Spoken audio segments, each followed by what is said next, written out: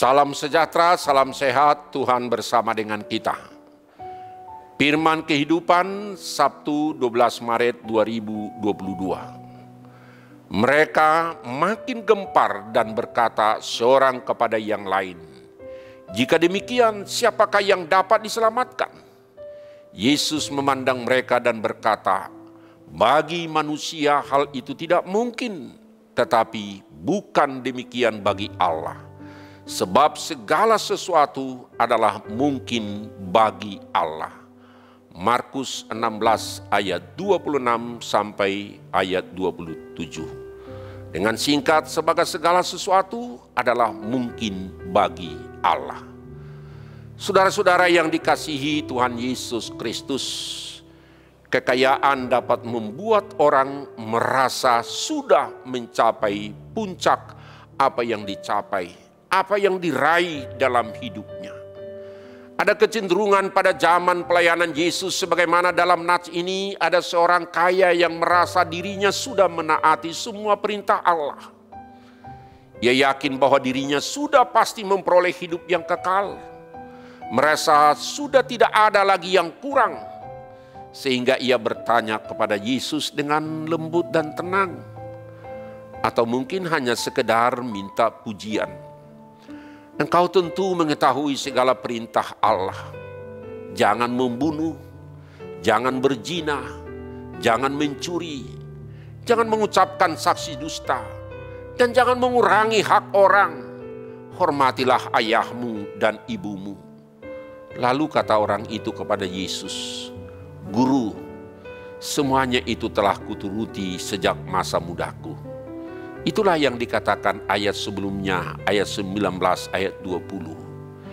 Dia merasa dengan ukuran dirinya sudah sempurna menjalankan tanpa mempraktekkannya dalam kehidupan, yaitu kepedulian yang didasari kebenaran firman Allah. Sehingga melihat akan hal itu, Yesus justru meminta dan berkata kepadanya, "Juallah semua hartamu dan mengikutinya." Yaitu ayat 21 sampai ayat 22 sebelum nas ini. Di satu sisi ia menyebut Yesus sebagai guru yang baik. Seharusnya ia akan melakukan perintah Yesus kalau dia sudah tahu Yesus adalah guru yang baik. Tetapi kenyataannya dia enggan menjalani permintaan Yesus. Dan di sisi lain juga ia rela kehilangan guru yang baik, yaitu Yesus. Ia lebih memilih, lebih mencintai hartanya daripada apa yang disampaikan Yesus tentang kerajaan Allah dan hidup yang kekal. Sungguh tragis bagi seorang kaya yang hidupnya fokus kepada harta milik yang dikumpulkan selama ini. Lebih berharga hartanya dari kasih yang diajarkan oleh Yesus. Karena itu Yesus memandang dia dan menaruh kasih kepadanya. Lalu berkata kepadanya, "Hanya satu lagi kekuranganmu. Pergilah, juallah apa yang kau miliki dan berikanlah itu kepada orang-orang miskin, maka engkau akan beroleh harta di sorga. Kemudian datanglah kemari dan ikutlah aku." Saudara-saudara, seseorang teruji dan terpuji dalam hal yang terikat. Seseorang teruji dan terpuji di saat hidupnya fokus kepada apa yang dimilikinya. Apa yang dirasakan bahwa itu adalah miliknya atau karena usahanya, karena keberhasilannya. Ternyata dia bukan orang yang baik untuk memikirkan orang lain. Maka dari responnya, sikapnya itulah terbukti siapa dia. Bagaimana dia memahami kerajaan Allah. Percaya sama agamanya tetapi penghayatan akan Tuhan dalam agamanya atau firman Allah justru hampa, kosong. Tidak ada aktualisasi percaya kepada Tuhan. Mungkin dalam bahasa sehari-hari beragama, yes. Tetapi bertuhan dan beriman belum tentu yes. Karena agama yang benar akan mengajarkan doktrin Tuhan yang benar, ajaran Tuhan yang benar, dan ajaran yang benar mengasihi Tuhan Allah dan mengasihi sesama manusia seperti diri kita sendiri. Itulah ajaran doktrin yang benar tentang Tuhan dan tentang kasih Tuhan. Karena itu setelah mendengar perkataan itu, bahwa orang kaya itu menjadi kecewa. lalu pergi dengan sedih, sebab banyak hartanya. Lalu Yesus memandang murid-muridnya itu di sekelilingnya dan berkata kepada mereka, alangkah sukarnya orang yang beruang atau orang kaya yang berpusat fokus kepada hidupnya, kepada hartanya atau materi dunia masuk ke dalam kerajaan Allah. Itu bisa kita lihat dalam ayat 22 dan 23 dalam nats ini. Hartanya, kekayaannya menjadi penghalang untuk menerima kasih karunia Allah.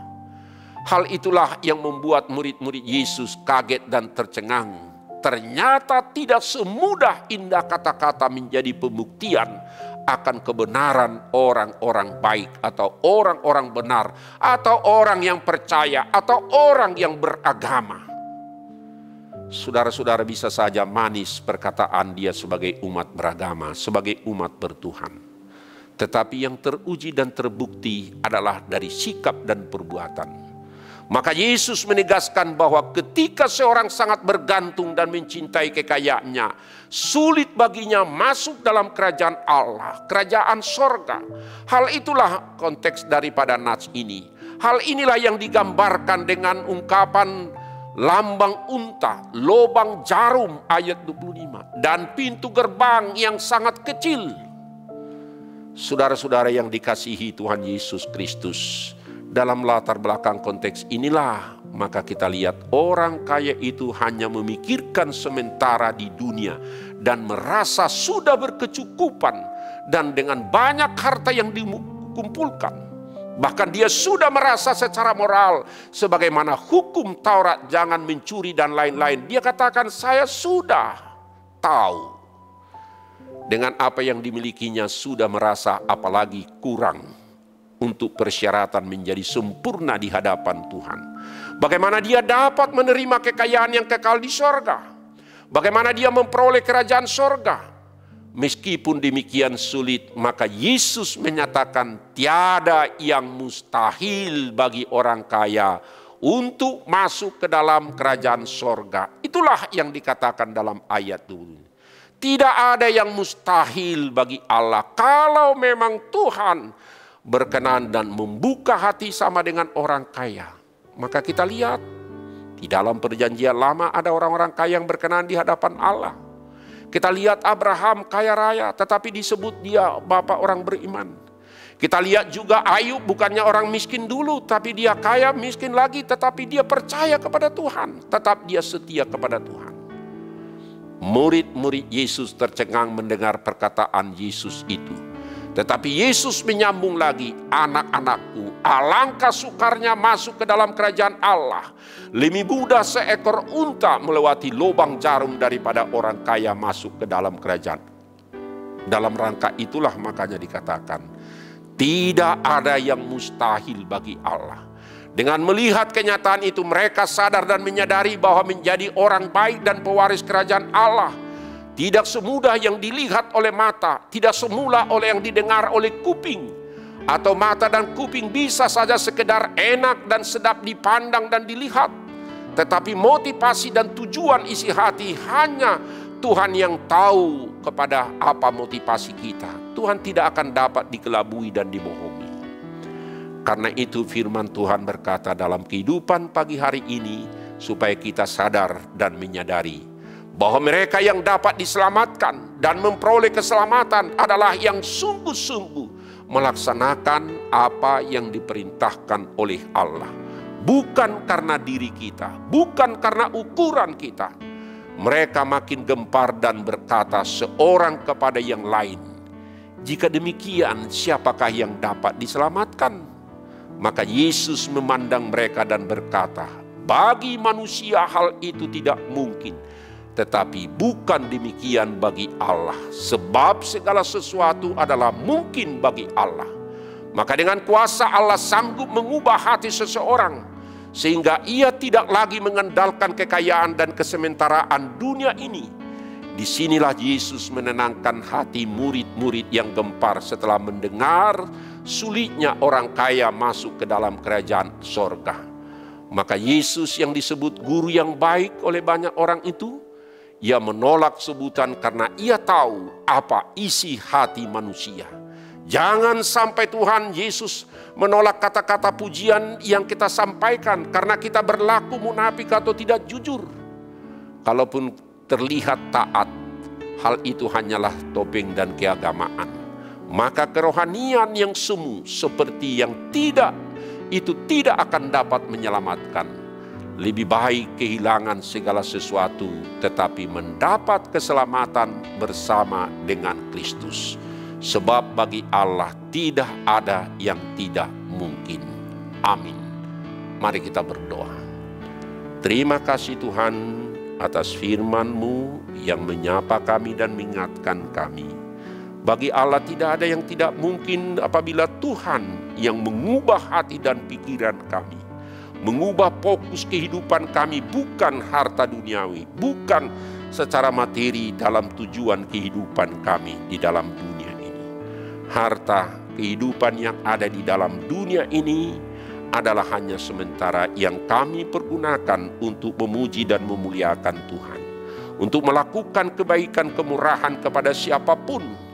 Sehingga kekayaan kami adalah kasih karunia Tuhan. Kekayaan yang kami peroleh dari Tuhan adalah kasih yang kami nyatakan dalam sikap dan perbuatan dan pekerjaan kami. Bukan hanya kata-kata, bukan hanya ucapan-ucapan kami sudah melakukan ini dan itu.